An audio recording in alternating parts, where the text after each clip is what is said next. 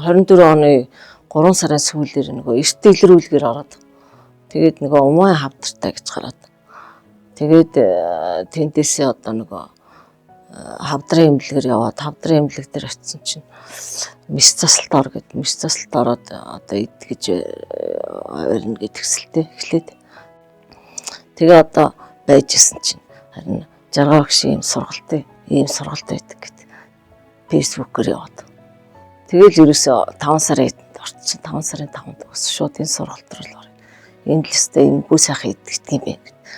Тэгэл саяхан энэ цагаан сарын өмнө очиод цагаан сар гэнэ 2 сард очиод үзүүлсэн чинь байхгүй мэддэх юм үзэгдэх юм алга гэсэн.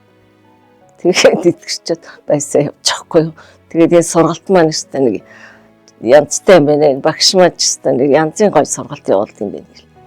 Бишрэл ээж шүү дээ одоо. Тэгээ энэгүй гэр энэ сэтгэлээрээ яг эмчлэн сэтгэлээрээ энэ хүн чинь ерөөсөө сэтгэлээрээ өөрөө өвчнөө олж авдаг гэдэг чи яг л юм байна. Тэгээд сэтгэлээрээ ямар ч юм там ман уугаагүй шүү дээ. Тэгээд хагалгаанд ч орж нөгөө туяа муяанд ч ороогүй тэгэл. Цэвэр яг сэтгэлээрээ итгэрсэн шүү дээ. Тэгээд энэ хичээл суугаад өстэй нэр ашигэр хүртээд азтай юм байна гээл өөртөө баясаад явж байгаа.